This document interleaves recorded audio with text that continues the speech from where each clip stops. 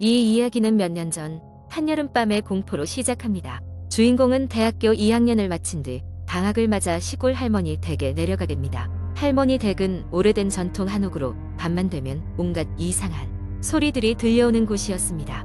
하지만 주인공은 어릴 때부터 할머니 댁에서 여름을 보내곤 했기 때문에 그다지 두려워하지 않았습니다. 그날 밤 주인공은 늦게까지 TV를 보고 자정이 넘어서야 방으로 들어갔습니다.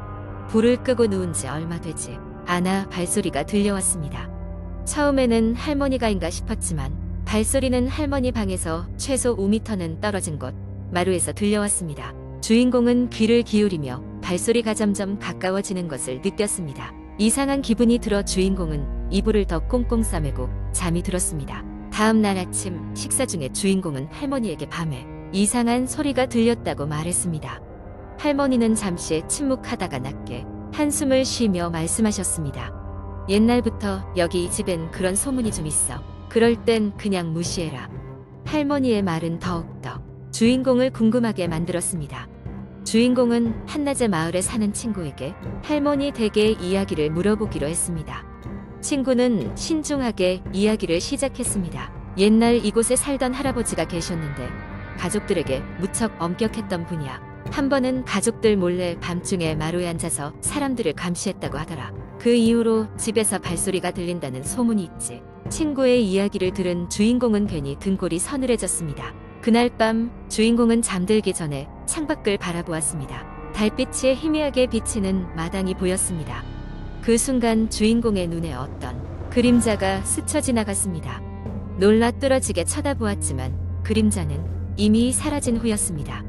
여러 날이 지나도록 별다른 일은 없었습니다. 그러나 휴가가 끝나가던 어느 날 주인공은 한밤중에 깨어났습니다. 시계를 보니 새벽 2시 30분이었습니다. 다시 잠을 청하려 했지만 그 순간 또다시 발소리가 들려왔습니다. 하지만 이번에는 달랐습니다. 발소리가 끊이지 않고 계속해서 방 안으로 다가왔습니다. 주인공은 몸을 움츠리며 침대에 누워 숨을 죽였습니다. 그때 문이 삐걱거리며 열리는 소리가 들렸습니다. 두려움에 떨며 주인공은 이불 밑에서 눈을 감았습니다. 무언가 방 안에 들어오는 소리가 선명하게 들렸습니다. 주인공은 생각했습니다. 눈을 뜨면 안 돼. 절대 눈을 뜨면 안 돼. 얼마나 시간이 흘렀을까. 주인공은 무언가가 침대 끝에 앉는 느낌을 받았습니다. 놀라서 뛰쳐 일어나려는 찰나 주인공은 방 안이 갑자기 조용해진 것을 느꼈습니다. 용기를 내어 눈을 떠보니 아무것도 없었습니다. 방 안에는 여전히 침묵만이 감돌고 있었습니다. 주인공은 그 길로 방을 나와 할머니 방으로 달려갔습니다. 할머니는 주인공을 꼭 안으며 달래주셨습니다. 결국 주인공은 단 하루 남은 방학을 포기하고 이른 아침 첫 기차로 도시로 돌아갔습니다. 그것은 몇 년 전 일이었지만 주인공은 아직도 그 밤의 끔찍한 순간을 잊지 못한다고 합니다. 지금도 가끔씩 새벽이 되면 그날의 발소리가 다시 들리는 것만 같아 몸이 떨린다고 합니다.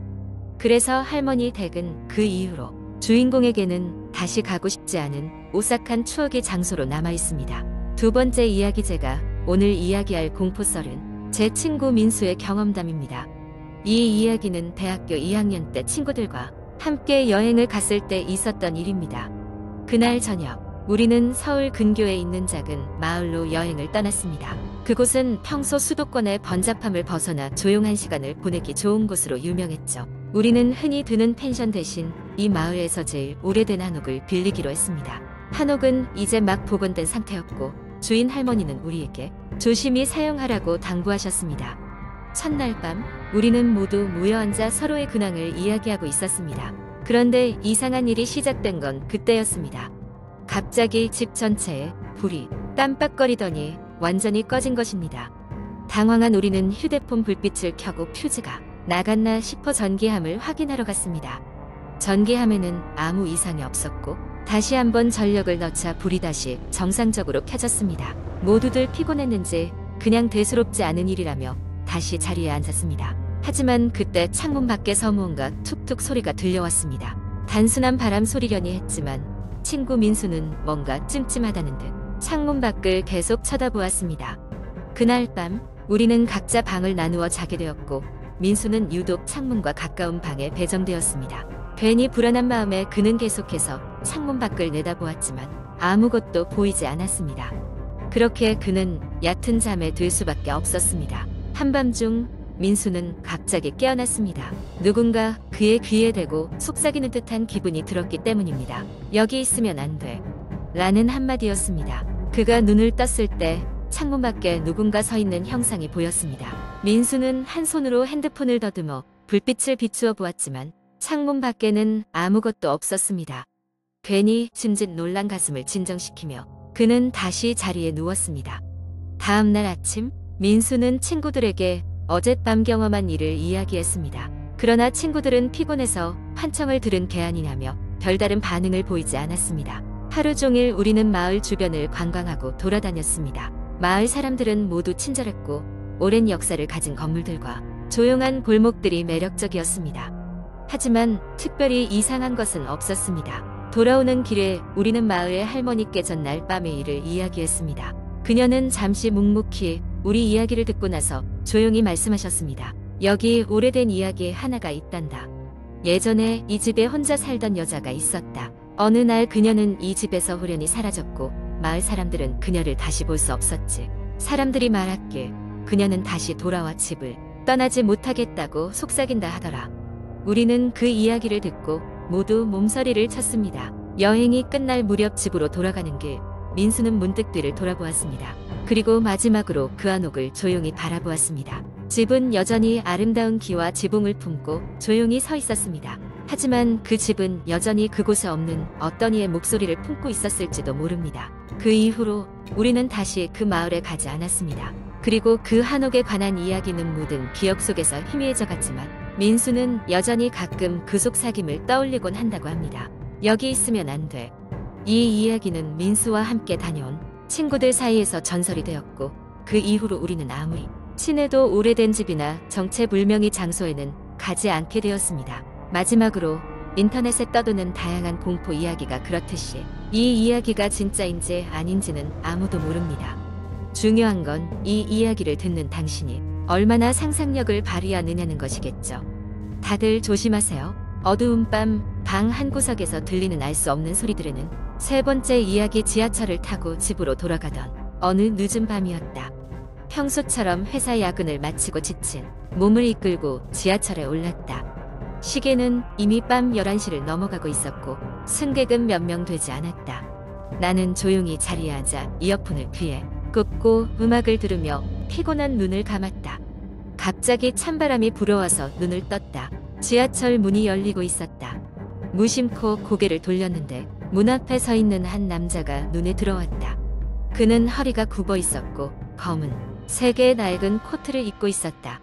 얼굴은 보이지 않았지만 묘한 불쾌감이 느껴졌다. 그는 천천히 지하철에 올라타던 이네 쪽으로 걸어왔다. 계속 나를 바라보며 다가오는 그의 모습은 섬뜩했다. 나는 불안한 마음에 얼른 몸을 돌리고 반대 방향을 바라보았다. 그런데 순간 이어폰에서 비명이 들려왔다. 깜짝 놀라 귀에서 이어폰을 뺐지만 지하철은 여전히 고요했다. 그때 갑자기 주변이 싸늘해지면서 지하철 내부의 조명이 깜빡거리기 시작했다. 사람들이 웅성웅성 거리며 뭔가 잘못되었음을 눈치챘다. 나는 다시 그 남자를 찾으려고 고개를 돌렸지만 이제 그는 보이지 않았다. 대신 무언가 마치 그림자처럼 빠르게 움직이는 것이 눈에 들어왔다. 나는 심장이 쿵쾅거리는 것을 느끼며 두려움에 떨었다. 곧이어 지하철 방송이 흘러나왔다. 오늘 밤 아무도 그와 눈을 마주치지 마세요. 그가 당신을 찾고 있습니다. 눈을 감고 들리지 않는 목소리에 귀를 기울이지 마세요. 라는 메시지가 반복되었다. 승객들은 더 크게 동요하기 시작했고 나는 두려움에 얼어붙은 채 아무 말도 하지 못했다. 지하철은 이상하게도 다음 역에 멈추지 않고 계속해서 달렸다.